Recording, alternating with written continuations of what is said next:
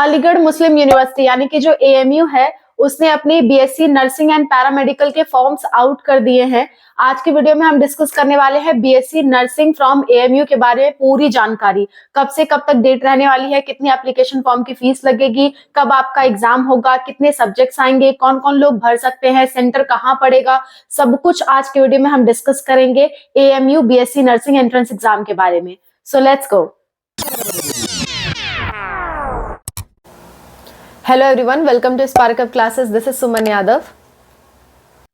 AMU BSc nursing entrance exam.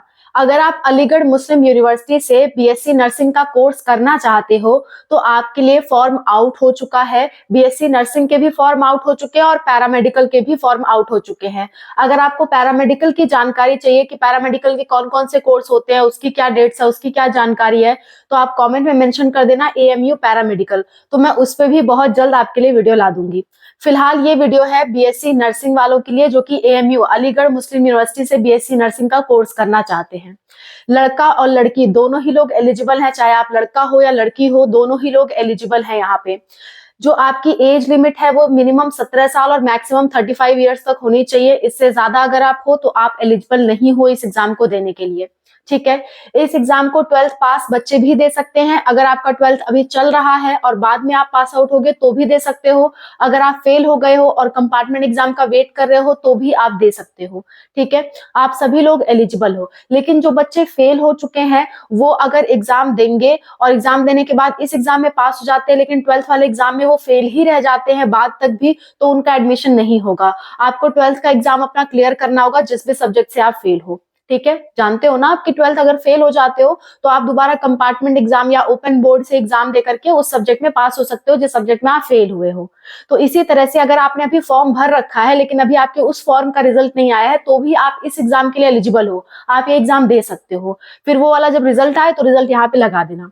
ठीक है, तो ऐसा यहाँ पे व्यवधान दिया गया है कि अगर फेल हो तो आपका समय बर्बाद ना हो, आप इस एग्जाम देने के साथ साथ अपना कंपार्टमेंट एग्जाम क्लियर कर लो। लेकिन फिर भी दोबारा फेल हो जाते हो तो आपको यहाँ पे एडमिशन नहीं मिलेगा। ठीक है, बात समझ में आ गई। जो लोग 12th में अभी हैं, अभी उनका एग्जाम नहीं हुआ है, उन्हें 12th की मार्कशीट लगाने की कोई जरूरत नहीं है। वहां जब मार्कशीट का ऑप्शन आए तो आप 10th की मार्कशीट अपलोड करना। जो लोग 12th पास आउट कर चुके हैं उन लोग को अपना 12th का मार्कशीट लगाना होगा और जो लोग फेल हैं उन लोग को भी अपना 10th का ही मार्कशीट लगाना है। ठीक है, इतनी बात क्लियर हो गई। आगे बढ़ते हैं। अब इसका जो एप्लीकेशन फॉर्म है वो 2 जनवरी को नोटिफिकेशन आ गया था लेकिन लिंक सही से काम नहीं कर रहा था। कल रात से लिंक सही से काम कर रहा है तो अब आप अपना फॉर्म भर सकते हो। यानी कि आप 2 जनवरी से 31 जनवरी के बीच अपना फॉर्म भर सकते हो। 31 जनवरी तक लास्ट डेट रहेगी, पर मेरा सजेशन आपको ये रहेगा कि आप लास्ट दिन का इंतजार मत करो, वरना कई बार वेबसाइट फंसती है। अभी शुरुआत में ही फंस रही है तो लास्ट टाइम आने में जरूर फंसेगी। आप जल्द से जल्द फॉर्म भर दो अगर आप इसका एग्जाम देना चाहते हो तो। फॉर्म की फीस लगभग 800 रुपए है। ठीक है, और अगर बात कर ले हम में पीसीबी में फिजिक्स केमिस्ट्री बायोलॉजी होना जरूरी है और साथ साथ में इंग्लिश भी होना जरूरी है। आपका जो पेपर है वो सिर्फ और सिर्फ इंग्लिश मीडियम में कराया जाएगा, हिंदी मीडियम में पेपर नहीं होगा। तो आपको इंग्लिश आना जरूरी है। ठीक है, और परसेंटेज की बात कर ले तो 12th में फिजिक्स केमिस्ट्री बायोलॉजी केवल इन 3 सब्जेक्ट को मिला के कम से कम 45% होना चाहिए। कैसे इसे कैलकुलेट करोगे? देखो, फिजिक्स के 100 मार्क्स, केमिस्ट्री के 100 मार्क्स और आपके बायोलॉजी के 100 मार्क्स, थ्योरी प्लस प्रैक्टिकल मिला के 300 मार्क्स टोटल होते हैं। तो इन 300 में से आप कितना पाए हो उससे डिवाइड कर देना और इंटू 100 कर देना, आपका परसेंटेज आपके सामने आ जाएगा। जैसे मान लो कोई 250 मार्क्स पाया है और आउट ऑफ 300 उसे डिवाइड करना है तो 250 बाई 300 इंटू 100 आपको करना है। इससे आपका जो परसेंटेज निकल के आएगा वो 45% या उससे ऊपर होना चाहिए तो ही आप एलिजिबल हो। अगर उससे कम आ रहा है तो आप एलिजिबल नहीं हो। ठीक है, और आपके 12th में इंग्लिश भी होना जरूरी है और इंग्लिश में आप पास होने जरूरी है। नहीं पास हो तो एटलीस्ट कंपार्टमेंट एग्जाम देके आपको पास होना पड़ेगा। ठीक है, अच्छा नेक्स्ट बात कर लेते हैं। इसका जो एग्जाम है वो आपका 20 अप्रैल 2025 में होगा। ठीक है, एग्जाम में क्या क्या पूछे जाएंगे? एग्जाम में आपके एप्टीट्यूड के क्वेश्चन पूछे जाएंगे। नॉर्मल एप्टीट्यूड आएगा, खासकर नर्सिंग से रिलेटेड एप्टीट्यूड के क्वेश्चन आएंगे। 20 क्वेश्चन आएंगे। ठीक है, फिजिक्स के 20 क्वेश्चन आएंगे, केमिस्ट्री के 20 क्वेश्चन आएंगे, बायोलॉजी के 20 क्वेश्चन आएंगे, इंग्लिश के 20 क्वेश्चन आएंगे। यानी टोटल 5 सेक्शन है, हर एक सेक्शन के 20-20 क्वेश्चन आ रहे हैं। तो 100 MCQ 100 मार्क्स का आपका होने वाला है। ठीक है, एक क्वेश्चन 1 नंबर का होगा और -0.25 यानी कि 1/4 की आपकी नेगेटिव मार्किंग है। ठीक है, अगर आप एक गलत कर रहे हो तो -0.25 मार्क्स आपके काट लिए जाएंगे। ठीक है, अच्छा, अगर आप इस एग्जाम में कम से कम 50% अंक लाते हो, यानी कि 100 में से कम 50 नंबर लाओगे, तभी आप क्वालिफाई माने जाओगे और तभी आपको एडमिशन मिलने के चांसेस होंगे। 50 नंबर से कम है तो आप एडमिशन के लिए एलिजिबल नहीं हो, 50 से ज्यादा ही होना चाहिए। अब ये सोच लो कि 50 ला दे तो एडमिशन हो जाएगा, नहीं, इसमें भी कट ऑफ बनती है। 50 आपका क्वालिफाइंग मार्क्स है, क्वालिफाइंग और कट ऑफ मार्क्स दो अलग अलग चीजें होती हैं।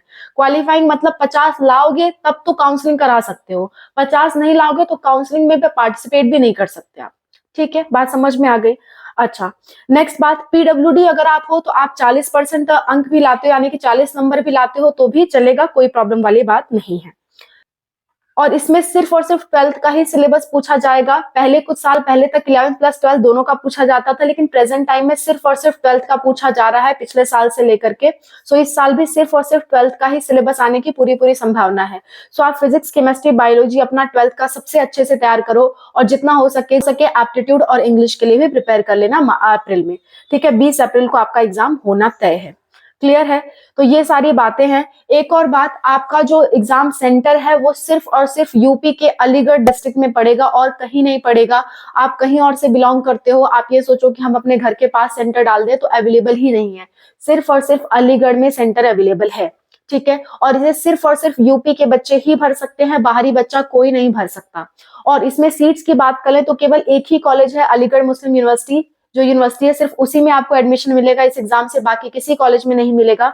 और इसमें जो आपके सीट्स हैं वो 45 प्लस 10, यानी कि 10 आपकी स्पॉन्सर्ड सीट्स हैं, 45 सीट्स आपकी जो गवर्नमेंट सीट्स हैं। टोटल आप 55 सीट्स मान के चल सकते हो। 55 सीट्स आपके लिए हैं जिसके लिए एग्जाम होना है। आप चाहो तो दे सकते हो। अगर आप ये जानना चाहते हो कि यूपी में बीएससी नर्सिंग के कौन कौन से एग्जाम है, मैम सबकी डिटेल बता दो, तो आप कमेंट्स में मेंशन कर देना। मैं यूपी के बीएससी नर्सिंग के सभी एग्जाम पे डिटेल वीडियो बना दूंगी। और आप अगर किसी अदर स्टेट से बिलोंग करते हो तो स्टेट वाइज सारे एंट्रेंस एग्जाम मैंने इस वीडियो में बताए हैं, आप देख सकते हो बीएससी नर्सिंग के लिए। सिमिलरली अगर आपको यूपी के पैरामेडिकल फॉर एएमयू पैरामेडिकल की नोटिफिकेशन के बारे में पूरी डिटेल चाहिए तो आप कमेंट करना एएमयू पैरामेडिकल। ठीक है, so that's all about the video. Thank you so much for watching. Bye, take care, wish you all the best for whatever you are going to do.